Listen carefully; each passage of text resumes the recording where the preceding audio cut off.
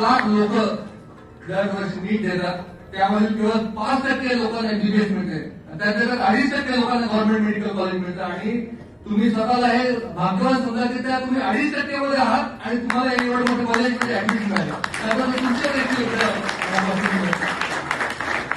आभार. प्रमोद देशमुख यांनी म्हणले त्याप्रमाणे ध्येय, एक गोल तुम्ही सेट करून ठेवा, ध्येयाचा सतत पाठपुरावा करा. जर तुम्हाला कुठे जायचं हे माहित नाही तर तो मनुष्य कुठे जाऊ शकत नाही, त्यामुळे ध्येय सेट करणं आवश्यक आहे. मी मागच्या वेळी जेव्हा आलो तेव्हा देखील म्हटलं होतं, approach plus ability is equal to outcome. म्हणजे अप्रोच जर आपला चांगला असेल, ऍबिलिटी जवळपास, आता तुम्ही एमबीबीएस कॉलेजला ऍडमिशन घेतलं याचा थोड्याफार प्रमाणात सगळ्यांमध्ये सेम होतं. जेव्हा मनुष्य जन्मतो तेव्हा थोड्याफार प्रमाणामध्ये प्लस मायनस सगळ्यांना बुद्ध्यांक सारखा दिलेला असतो, सगळ्यांना सेमच बॉडी असते, त्यामधील काहीच लोक सक्सेस करतात कारण त्यांचा अप्रोच पॉझिटिव्ह असतो. द्रोणाचार्याचे शिष्य अनेक होते, पण धुरंधर धर्मधुरारी हा केवळ अर्जुनच होता.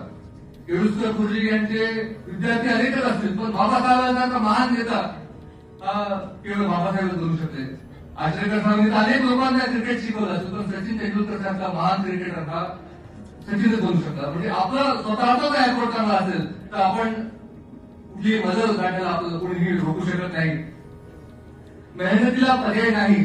जेव्हा मी पोस्ट ग्रॅज्युएशन करत होतो तेव्हा एका पुस्तकावरती सुरुवातीला कविता लिहिली, तर कवितेचा आशय असा होता की जो कवी असतो त्याने खूप मेहनत केली, रात्रंदिवस जागून तो अभ्यास केला, दिवसाचे रात्र केले, रात्रंदिवस करून पूर्ण सगळं आपले नाते सोडले, कुठे लग्नाला गेला नाही, कुठे काहीच केलं नाही, आणि तो जेव्हा सक्सेसफुल झाला तेव्हा लोक म्हणाले वा काय नशीब आहे. People at last called it as luck. पण तसं नाही मित्रांनो, success follows those hard working, success follows hard work. त्यामुळे मेहनतीला पर्याय नाही. अंधारात जेव्हा तुम्ही असता तेव्हा तुम्ही अशा व्यक्तीला फॉलो केलं पाहिजे जो आपल्या समोर आहे आणि त्याला समोर दिसतं. पुन्हा एकदा, अंधारात जेव्हा तुम्ही असता तेव्हा तुम्ही अशा व्यक्तीला तुम्ही फॉलो केलं पाहिजे जो आपल्या समोर आहे आणि त्याला अजून काही पुढचं दिसतं. अशा अंधारात पुढे दिशा दाखवणारे टीचर्स रूपी गाईड आपल्या आयुष्यात आले.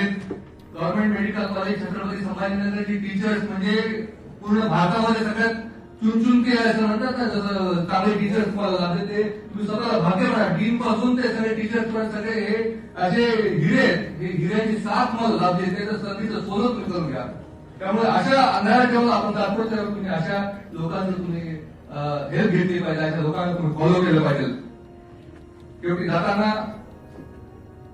सोहनलाल द्विवेदी यांची कविता, जब तक सफल न हो तुम नींद चैन को त्यागो तुम, जब तक सफल न हो तुम नींद चैन को त्यागो तुम, संघर्ष का मैदान छोड़कर मत भागो तुम, संघर्ष का मैदान छोड़कर मत भागो तुम, कुछ किए बिना ही जय जयकार नहीं होती, कुछ किए बिना ही जय जयकार नहीं होती और कोशिश करने वालों की हार नहीं होती.